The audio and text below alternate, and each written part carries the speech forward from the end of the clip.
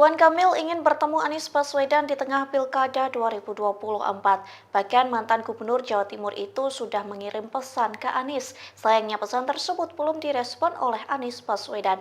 Dikutip dari Kompas.com, hal itu disampaikan bakal calon wakil gubernur Jakarta yakni Suswono.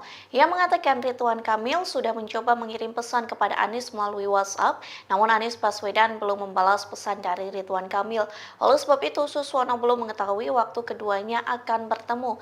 Pihaknya menyebut rencana pertemuan itu merupakan salah satu dari silaturahmi dengan tokoh-tokoh publik. RK Suswono ingin silaturahmi dengan para mantan gubernur Jakarta, termasuk Anies Baswedan. Sebelumnya, Ridwan Kamil telah lebih dulu bertemu dengan mantan gubernur Jakarta periode 2007 hingga 2012 yakni Fauzi Bowo pada Kamis 5 September lalu.